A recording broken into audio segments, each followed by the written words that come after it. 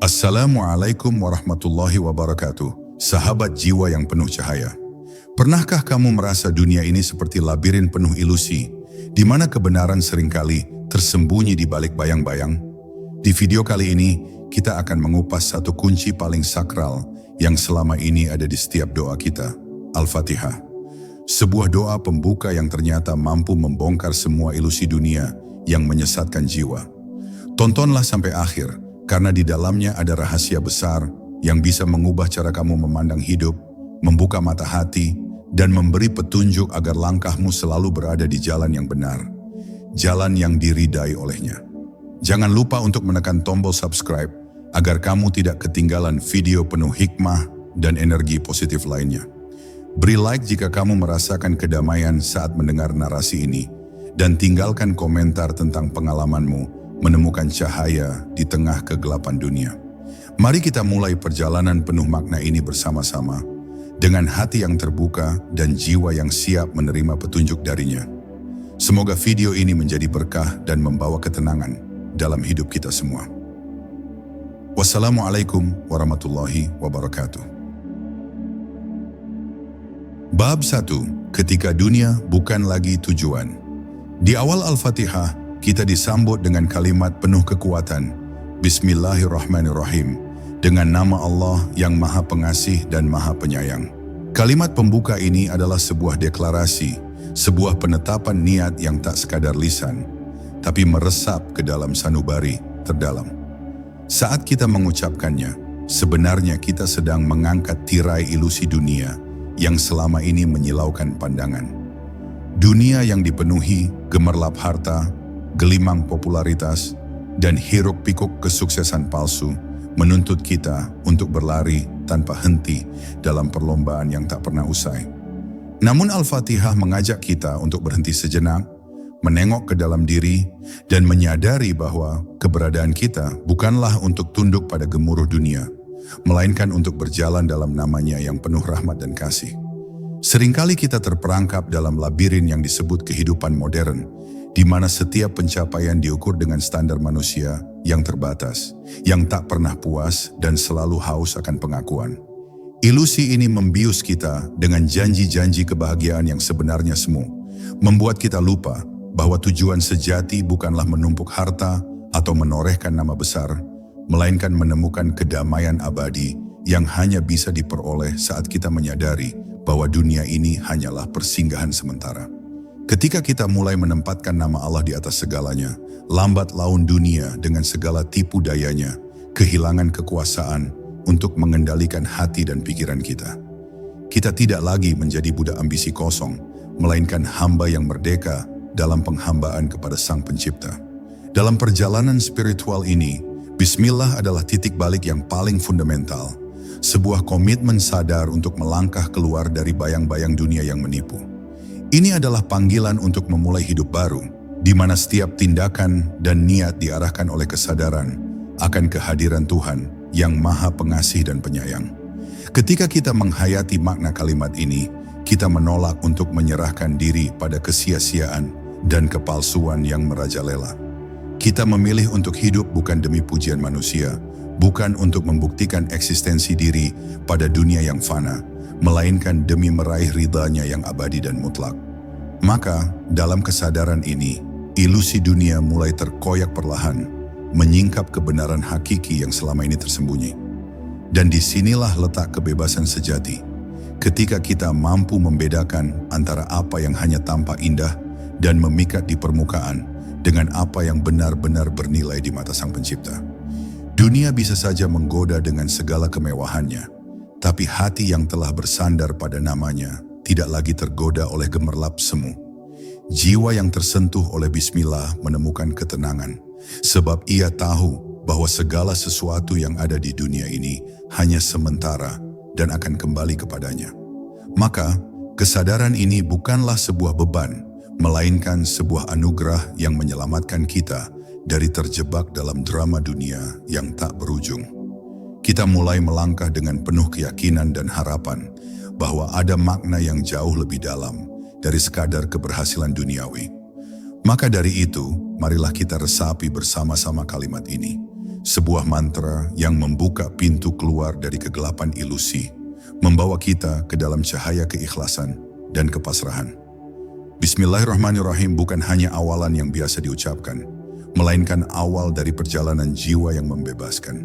Perjalanan yang mengantarkan kita pada pemahaman bahwa hidup ini bukan tentang apa yang dunia tawarkan, melainkan tentang bagaimana kita memilih untuk mengembalikan segala sesuatu kepada Sang Pencipta dengan penuh kesadaran dan cinta. Saat itulah dunia kehilangan kemampuannya untuk menipu, dan kita menemukan kedamaian yang sejati, yang tak tergoyahkan oleh badai kehidupan. Bab 2, segala puji tertuju pada satu, bukan banyak. Alhamdulillahi Rabbil Alamin, segala puji bagi Allah, Tuhan semesta alam. Disinilah awal mula kesadaran itu tumbuh, bahwa segala sesuatu yang kita lihat, kita miliki, dan kita alami, tidak pernah benar-benar berasal dari diri kita sendiri.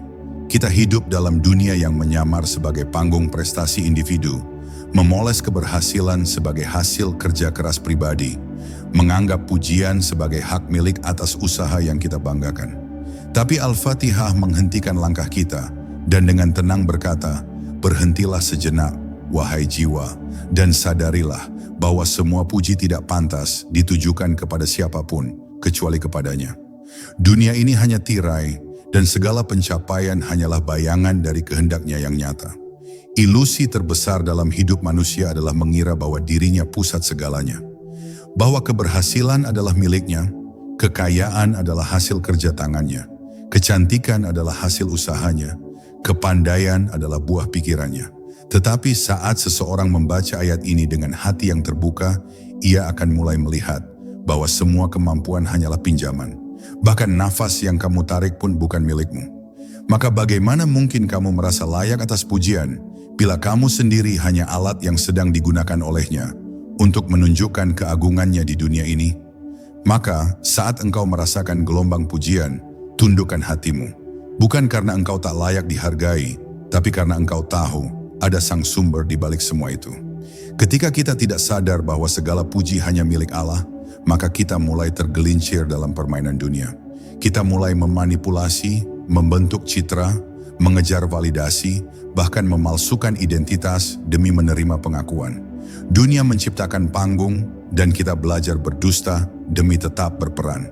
Tapi Al-Fatihah memanggilmu untuk turun dari panggung itu, untuk menyingkap tirai dan menemukan bahwa tak ada satupun pujian yang benar-benar murni kecuali yang kembali kepada Allah. Saat seseorang benar-benar menghayati ayat ini, ia tidak akan lagi takut ketika tak dipuji, dan ia tak akan tinggi hati saat dipuja. Ia menjadi bebas dari pujian manusia dan dari tekanan dunia. Dan inilah yang membebaskanmu dari kebutuhan untuk membuktikan apapun. Jiwa yang menyadari bahwa pujian hanyalah milik Allah tidak akan lagi menjadikan pengakuan sebagai tujuan hidupnya. Ia akan bekerja bukan karena ingin dipuji, tapi karena ingin menjadi bagian dari skenario Tuhan yang agung. Ia akan berkarya dengan tulus, memberi tanpa pamrih, dan berbuat baik meski tak ada yang melihat. Sebab ia tahu yang layak menerima segala pujian bukan dirinya, bukan pencitraannya, tapi Allah yang memberi segalanya. Maka hidup menjadi ringan. Tidak ada lagi keinginan untuk bersaing secara kosong. Tidak ada lagi kelelahan karena mengejar validasi yang tak pernah cukup. Pada akhirnya Alhamdulillahi Rabbil Alamin adalah penyadaran bahwa dunia dengan segala sorot lampunya tak seharusnya menyilaukan mata kita hingga lupa arah. Pujian dunia tidak akan pernah utuh, tidak akan pernah abadi, dan seringkali bersyarat. Tapi pujian yang tertuju kepada Allah akan selalu murni, sempurna, dan menenangkan hati. Maka jika kamu merasa terlelah oleh pencarian pengakuan, kembalilah pada ayat ini. Duduklah sejenak dalam keheningan dan ucapkan perlahan, Alhamdulillahi Rabbil Alamin. Rasakan getarannya menenangkan batinmu, menyadarkanmu bahwa kamu tak perlu lagi memburu pujian, karena semua itu bukan tujuan. Hanya Dia satu-satunya tujuan, dan itu sudah lebih dari cukup. Bab 3, Ar-Rahman Ar-Rahim. Di balik kerasnya hidup, ada lembutnya Tuhan. Ketika dunia memelukmu dengan dingin dan hidup terlihat penuh luka, dan tak adil, ada dua nama yang membelah gelapnya realitas itu. Ar-Rahman dan Ar-Rahim. Nama-nama yang tak hanya sekadar gelar, melainkan sifat ilahi yang merangkul seluruh semesta, dengan kasih yang tak bisa ditiru oleh siapapun. Dalam dunia yang mengajarkan bahwa cinta harus dibalas, bahwa kebaikan harus diukur, bahwa pengampunan hanya untuk yang pantas, Tuhan datang memperkenalkan dirinya sebagai Ar-Rahman, yang maha pengasih tanpa syarat, dan Ar-Rahim, yang maha penyayang yang berkelanjutan. Dan disinilah ilusi dunia mulai retak. Dunia mengatakan kamu harus pantas untuk dicintai, tapi Allah mengatakan, aku sudah lebih dulu mencintaimu, bahkan saat kamu belum tahu siapa dirimu. Dalam kerasnya hidup, manusia dipaksa berpikir bahwa hanya yang kuat yang bisa bertahan, hanya yang cantik yang diperhatikan, hanya yang kaya yang dihormati. Tapi dua nama suci ini datang menghancurkan standar palsu itu. Kasih Tuhan tidak mengenal kelas sosial, tidak menimbang rupa, dan tidak menilai berdasarkan apa yang dunia sanjung. Rahmatnya turun kepada mereka yang berdosa dan yang suci, kepada yang menang dan yang gagal, kepada yang dicintai dunia maupun yang ditinggalkan.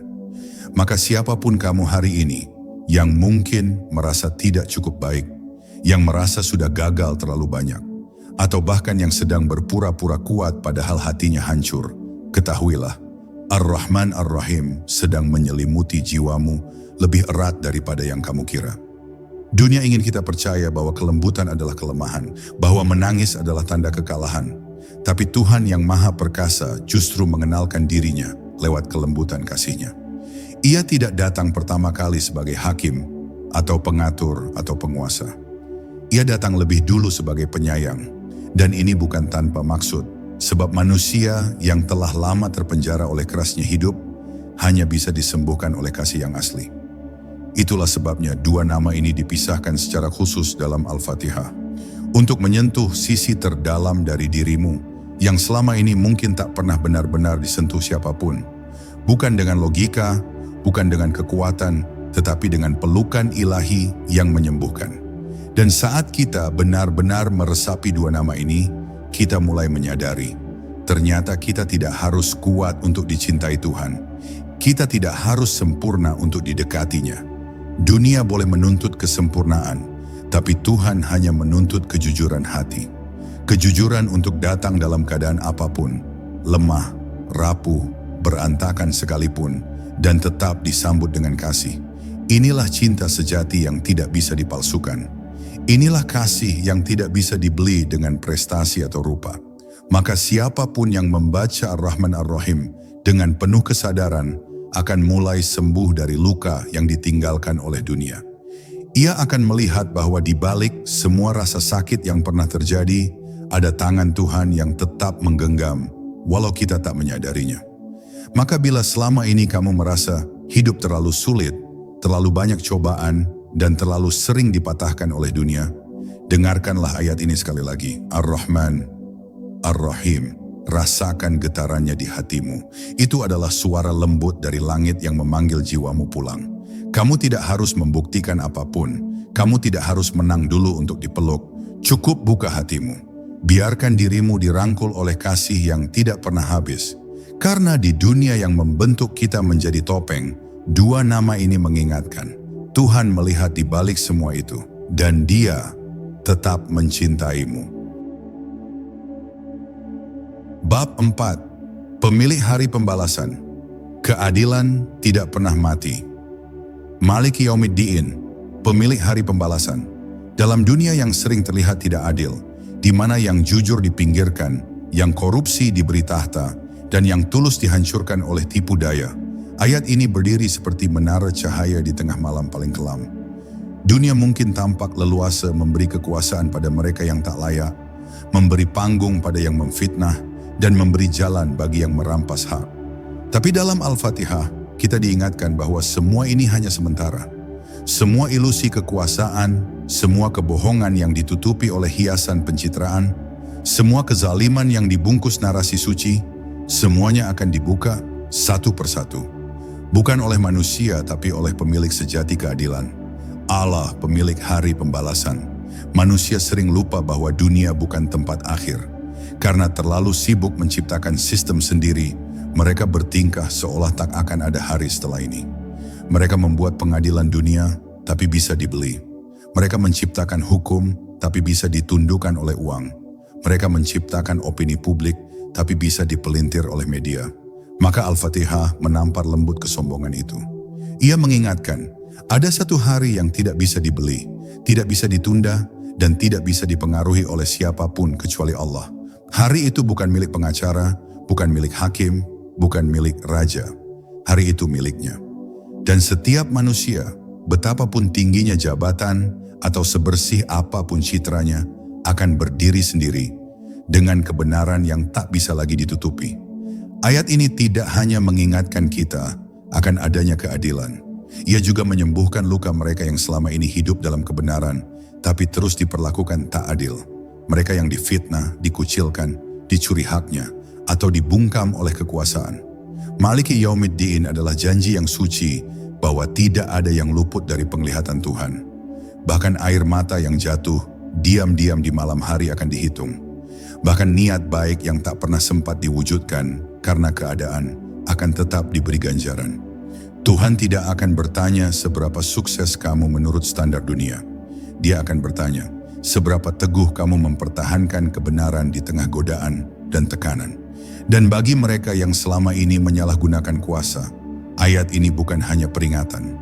Ia adalah kebenaran yang mendesak. Kamu mungkin bisa lari dari hukum buatan manusia. Kamu mungkin bisa menyuap agar citramu tetap bersih.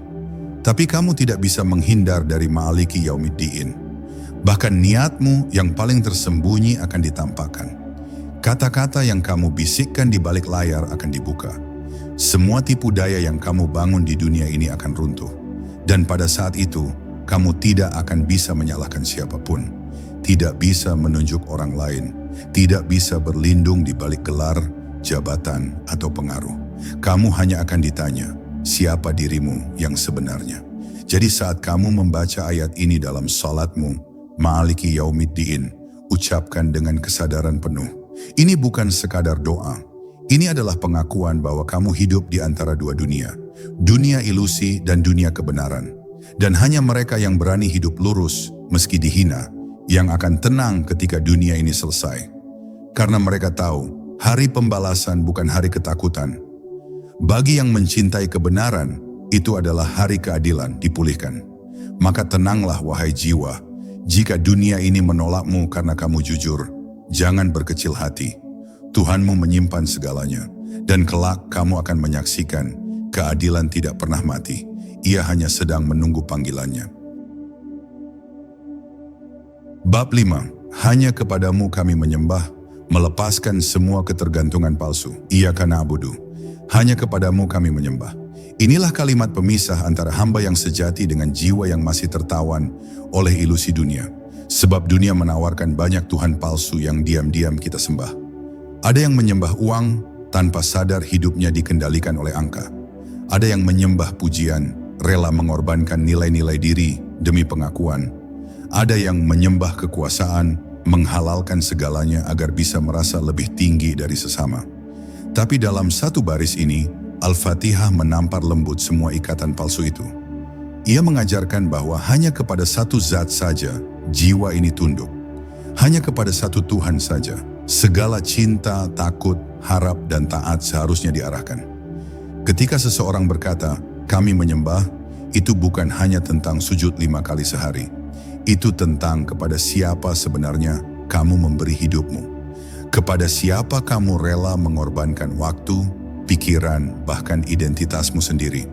Dunia membuat kita berpikir bahwa kita bisa menyembah Tuhan, tapi tetap bergantung pada dunia. Tetap bergantung pada gaji, tetap bergantung pada validasi orang lain, tetap bergantung pada sistem yang kita tahu rapuh. Padahal, kalimat ini adalah pemutusan total dari segala bentuk ketergantungan selain kepadanya. Ia adalah pengakuan bahwa kamu tidak lagi mau dikendalikan oleh apapun selain suara ilahi dalam dirimu. Iyyaka na'budu adalah revolusi spiritual yang paling dalam, sebab ia membebaskan. Kamu tak lagi perlu tunduk pada tekanan dunia, kamu tak perlu lagi merangkak demi diakui, kamu tak harus menyesuaikan diri demi diterima oleh standar yang terus berubah.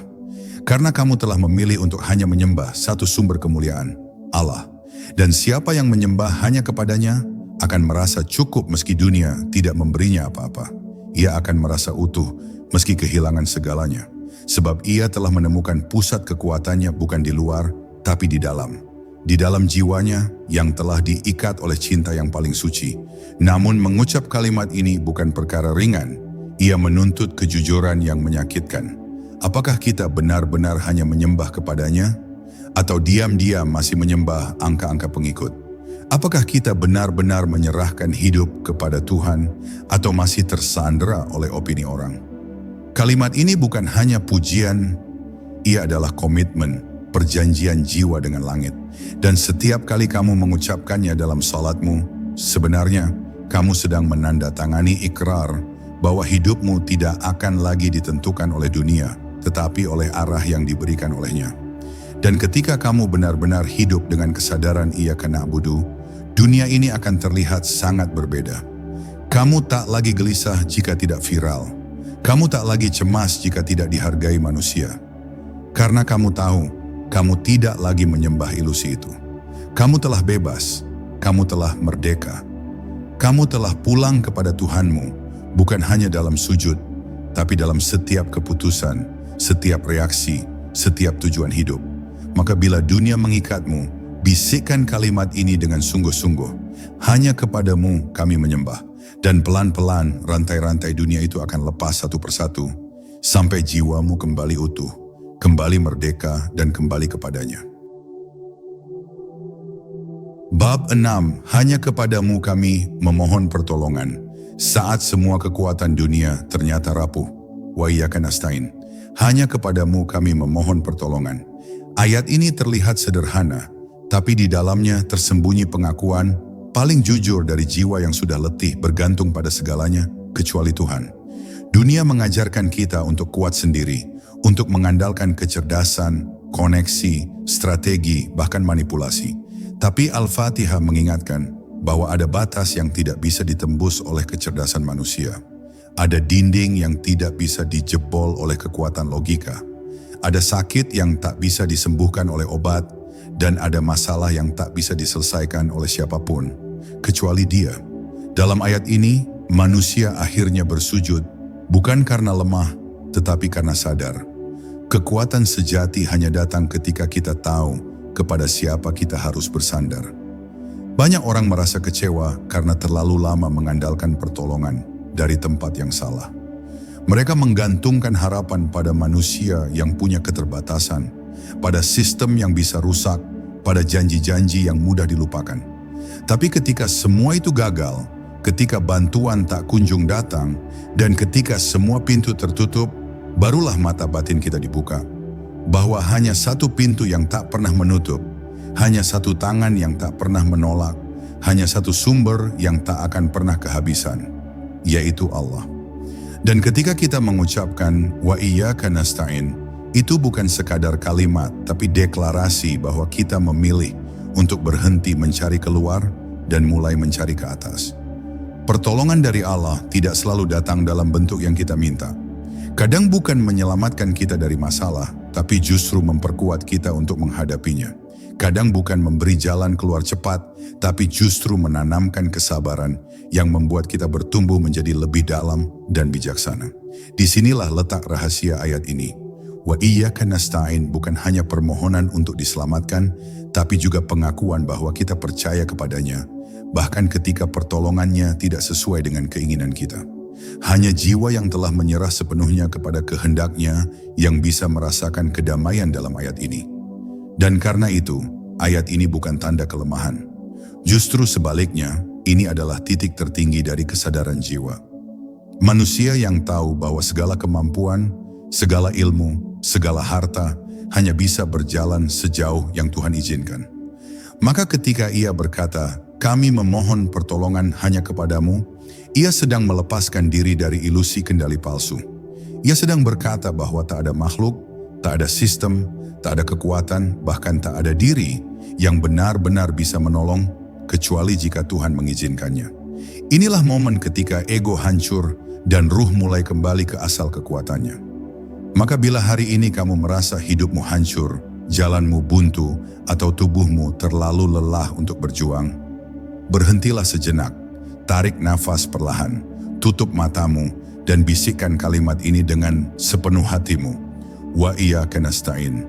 Tidak perlu suara keras, cukup ketulusan yang dalam. Sebab pertolongan Tuhan tidak datang pada yang paling lantang, tapi pada yang paling tulus dan jujur dalam hatinya. Dan jika kamu bersungguh-sungguh, kamu akan merasakan sesuatu yang tidak bisa dijelaskan dengan kata-kata, bahwa kamu tidak sendiri dan pertolongannya sedang dalam perjalanan. Bab 7, tunjukkan kami jalan yang lurus di antara ribuan jalan yang menyesatkan. Ihdinas syiratal mustaqim. Tunjukkan kami jalan yang lurus. Kalimat ini bukan permintaan biasa. Ini adalah jeritan dari jiwa yang sadar bahwa ia hidup di tengah-tengah belantara jalan, di mana setiap arah terlihat benar, setiap pilihan terlihat logis, namun tak semuanya mengarah kepada kebenaran sejati. Dunia menampilkan ribuan jalan, menawarkan pilihan-pilihan yang tampak menggiurkan, jalan popularitas, jalan kekuasaan, jalan kepuasan diri, jalan kecepatan instan. Tapi satu hal yang tidak ditawarkan oleh dunia adalah kejelasan. Dan dalam kabut itulah Al-Fatihah mengajarkan kita untuk tidak mengandalkan naluri yang sudah terlalu sering tertipu, tetapi untuk memohon dengan rendah hati agar Tuhan sendiri yang menunjukkan jalannya. Jalan lurus dalam Al-Fatihah bukan sekadar arah hidup yang baik, tapi jalur energi spiritual yang menyambung langsung ke sumber ilahi. Ia bukan sekadar hidup yang benar menurut manusia, tapi benar menurut fitrah terdalam. Jalan ini bisa tampak asing bagi dunia, sebab ia bukan jalan yang paling ramai. Ia seringkali sepi, sunyi, dan tidak populer. Tapi ia adalah jalan yang membuat jiwa merasa ringan, meski tubuh harus melewati badai. Ia bukan jalan mudah, tapi jalan yang membuatmu tenang. Jalan lurus bukan tentang hidup tanpa masalah, tapi tentang tetap berada dalam bimbingannya, meski dunia terasa membingungkan. Dalam dunia yang semakin penuh manipulasi, ayat ini menjadi pelindung dari tipu daya yang tersembunyi. Sebab banyak yang terlihat baik di permukaan, tapi berakar pada keserakahan. Banyak yang terdengar bijak, tapi berasal dari kesombongan. Jalan lurus bukan tentang apa yang disukai orang, tapi tentang apa yang diridhai oleh Tuhan. Maka setiap kali kita mengucapkan ihdinas syiratal mustaqim, sebenarnya kita sedang memohon penyaringan spiritual. Kita meminta agar mata hati kita dibuka untuk bisa membedakan mana jalan yang penuh cahaya dan mana yang hanya memantulkan cahaya semu. Dan kalimat ini juga secara tidak langsung menegaskan bahwa kita tak bisa berjalan sendiri. Meski telah belajar, meski telah membaca, meski telah mengalami banyak hal, kita tetap perlu ditunjukkan. Karena manusia adalah makhluk yang mudah tersesat, bahkan oleh pikirannya sendiri. Betapa sering kita merasa paling benar, lalu terjatuh di tempat yang tak kita duga. Maka ayat ini menjadi titik kerendahan yang paling indah. Pengakuan bahwa tanpa petunjuk darinya, kita hanya berjalan dalam lingkaran. Bahwa sehebat apapun kita tetap butuh dituntun oleh cahaya yang tidak pernah padam. Jika hari ini kamu merasa hidupmu di persimpangan, jika kamu lelah karena terlalu banyak jalan yang ditawarkan, terlalu banyak suara yang membingungkan, maka pejamkan mata sejenak, tarik napas dalam, dan katakan perlahan dengan penuh kesadaran, ihdinas syiratal mustaqim. Tidak perlu tahu kemana, tidak perlu tahu kapan. Cukup mohon agar setiap langkahmu dibimbing, dan kamu akan merasakan sebuah keheningan dalam jiwa, seperti suara lembut yang mengatakan, tenanglah, aku akan membimbingmu. Bab 8. Jalan orang-orang yang engkau beri nikmat, memahami jejak cahaya di tengah gelap dunia. Syiratal ladzina an'amta alaihim, jalan orang-orang yang engkau beri nikmat. Kalimat ini bukan hanya sekadar keterangan, tapi sebuah undangan untuk merenung tentang siapa sebenarnya mereka yang layak disebut bernikmat dalam pandangan Tuhan. Dunia sering mengaitkan nikmat dengan kekayaan, ketenaran, atau kekuasaan. Tapi Al-Fatihah mengingatkan bahwa nikmat sejati adalah sesuatu yang jauh lebih dalam dan suci. Nikmat ini bukan milik mereka yang hanya sekadar menikmati kesenangan dunia, tapi milik mereka yang telah ditempa oleh cobaan, yang hidupnya penuh dengan cahaya kebaikan, yang memancar, meski dunia di sekitarnya mungkin penuh dengan kegelapan dan kebingungan. Nikmat Tuhan itu meliputi banyak aspek, bukan hanya materi, melainkan juga hati yang tenang, jiwa yang teguh, serta kesadaran spiritual yang membimbing mereka pada jalan kebenaran. Mereka yang mendapat nikmat dari Allah bukan hanya dipandang dari hasil duniawi yang tampak, tetapi dari kualitas kedalaman hubungan mereka dengan Sang Pencipta. Dalam konteks ini, jalan mereka adalah jejak cahaya di tengah kegelapan dunia yang penuh tipu daya. Jalan ini adalah jalur yang membimbing setiap langkah menuju kedamaian, ketulusan, dan kesucian. Tidak selalu mudah karena nikmat Allah seringkali datang bersama ujian yang menguatkan. Mengenali siapa yang berjalan di jalan ini adalah tugas hati yang jernih dan pikiran yang bersih dari ilusi dunia. Orang-orang yang diberi nikmat bukanlah mereka yang selalu bersuara keras tentang kebaikan mereka, atau yang mengejar pujian dan pengakuan manusia. Mereka adalah mereka yang dalam diam terus berbuat baik, yang hatinya bergetar lembut untuk kebenaran, yang tetap teguh dalam ujian dan tidak goyah oleh pujian maupun celaan. Mereka menebar manfaat tanpa pamrih dan hidupnya menjadi cermin rahmat Tuhan yang nyata bagi orang lain. Itulah jalan yang harus kita mohon untuk bisa kita telusuri dan ikuti. Sebaliknya, jalan orang-orang yang Engkau beri nikmat ini juga menjadi penanda bagi kita untuk waspada terhadap ilusi keberhasilan duniawi yang semu. Banyak yang tersesat dalam gemerlap dunia mengira telah berjalan di jalan yang lurus, padahal mereka hanyut dalam nafsu dan kepalsuan yang mengelabui jiwa. Mereka yang berkilau di mata manusia, tapi kosong dari cahaya batin. Al-Fatihah mengingatkan bahwa bukan kemewahan dunia yang membuat seseorang mulia, tapi nikmat Tuhan yang menjadikan mereka tetap teguh dalam kebenaran, tetap rendah hati, dan tetap memberi manfaat. Jalan mereka adalah teladan sekaligus pembeda antara yang hakiki dan yang palsu. Oleh karena itu, ketika kita memohon agar ditunjukkan jalan orang-orang yang Engkau beri nikmat, kita juga memohon agar diberi kekuatan untuk mengenali dan meneladani mereka, sekaligus diberi perlindungan agar tidak tergoda oleh ilusi dunia yang mengaburkan pandangan. Karena jalan ini bukan sekadar perjalanan fisik, tapi perjalanan spiritual menuju kedalaman jiwa. Disinilah letak keajaiban Al-Fatihah. Tidak hanya membongkar ilusi dunia, tapi juga mengajarkan kita bagaimana memilih jalan yang benar, berjalan bersama cahaya nikmat Tuhan, dan menjauhi bayang-bayang palsu yang sering mengelilingi kita. Bab 9. Jalan orang-orang yang Engkau murkai, memahami bahaya dan menjaga cahaya jiwa. Walad dalin, dan jangan, jalan orang-orang yang Engkau murkai. Frasa ini membawa beban yang berat namun sangat penting untuk direnungkan.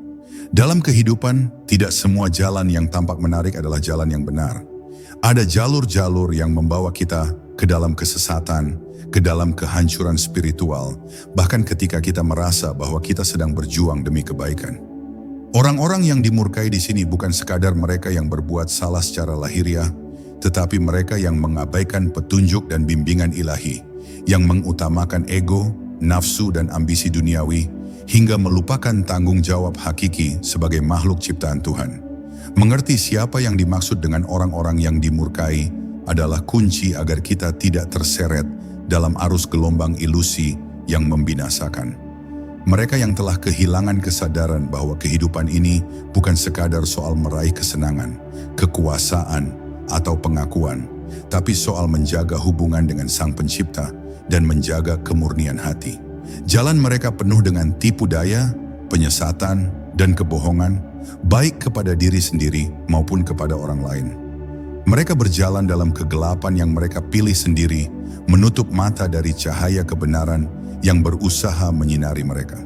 Bahaya terbesar dari mengikuti jalan ini adalah kematian jiwa, bukan hanya kematian jasad, karena tanpa bimbingan Tuhan, manusia rentan terjebak dalam pola pikir dan tindakan yang merusak dirinya dan sekitarnya.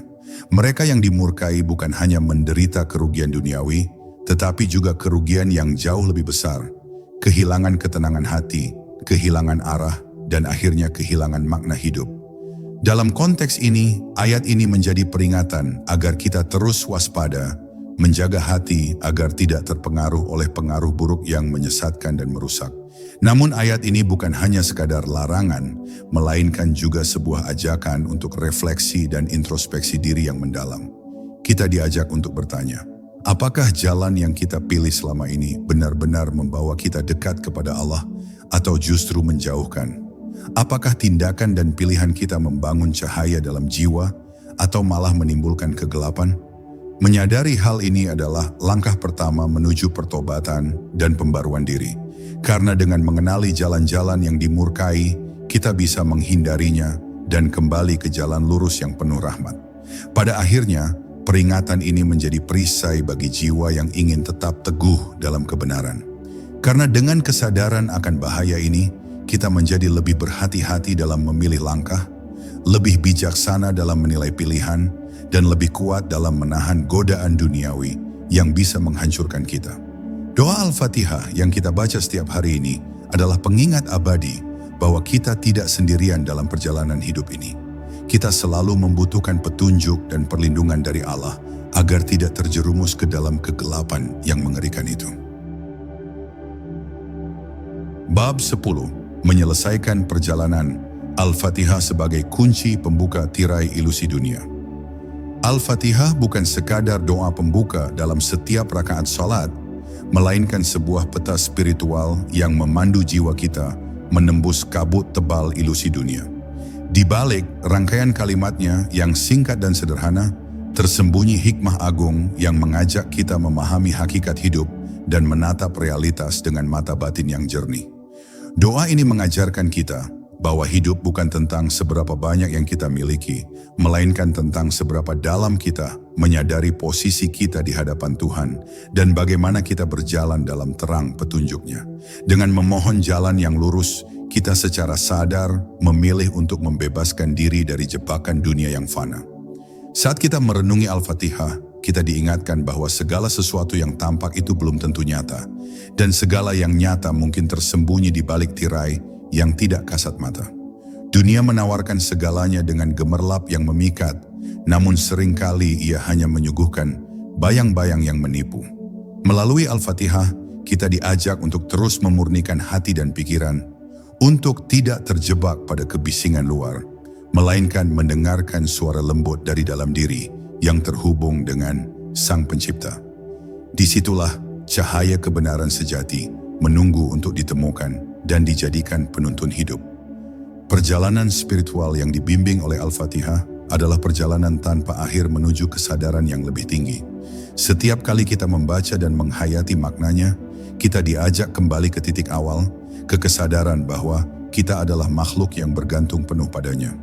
Ini bukan sekadar ritual, tetapi proses transformasi diri yang terus-menerus, di mana ilusi-ilusi dunia semakin terurai dan jiwa semakin menguat dengan cahaya ilahi. Setiap ayat dalam Al-Fatihah seperti gelombang energi yang membersihkan dan membangkitkan kesadaran, mengajak kita untuk selalu rendah hati dan terbuka menerima petunjuk. Dalam setiap langkah hidup, Al-Fatihah mengingatkan bahwa kita tidak boleh berjalan sendirian. Kita selalu membutuhkan bimbingan, perlindungan, dan rahmat Tuhan. Dunia penuh dengan godaan dan tantangan yang bisa membelokkan arah kita, namun doa ini menjadi jangkar yang menambatkan jiwa pada kebenaran abadi. Ia mengajarkan kita agar selalu memohon petunjuk, agar selalu menjaga kesucian hati, dan agar setiap tindakan kita mencerminkan cahaya dari jalan yang lurus. Dengan demikian, kita mampu hidup dengan damai, penuh harapan, dan terhindar dari tipu daya dunia. Sebagai penutup, izinkan saya mengajak kita semua untuk menutup perjalanan ini dengan kesadaran bahwa setiap kali kita mengucapkan Al-Fatihah, kita sedang membongkar satu demi satu ilusi dunia yang mengelilingi kita. Kita sedang memanggil cahayanya untuk menerangi jalan kita yang kadang gelap dan berliku.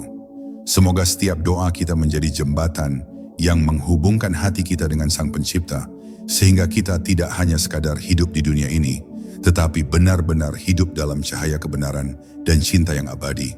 Karena pada akhirnya, hanya dengan petunjuknya, kita bisa melewati dunia ini dengan jiwa yang murni dan damai abadi. Sahabat jiwa, Setelah menelusuri makna-makna terdalam dari setiap ayat Al-Fatihah, kita semakin sadar bahwa dunia ini bukanlah segalanya. Di balik gemerlapnya, ada tirai-tirai tipuan yang perlahan-lahan bisa kita singkap hanya jika kita kembali ke cahaya petunjuknya. Semoga video ini bukan sekadar informasi, tapi menjadi cermin bagi hati dan jalan pulang bagi ruh yang haus akan kebenaran. Jika kamu merasa tercerahkan atau menemukan ketenangan baru dalam dirimu, bantu sebarkan energi ini dengan menekan like dan tuliskan di kolom komentar, "Aku siap berjalan di jalan yang lurus." Jangan lupa untuk subscribe, karena masih banyak perjalanan spiritual lain yang menanti kita di sini. Terima kasih telah membersamai perjalanan ini dengan hati yang terbuka. Semoga Allah senantiasa membimbing langkahmu, menjagamu dari ilusi, dan menuntunmu menuju cahaya yang hakiki. Wassalamualaikum warahmatullahi wabarakatuh.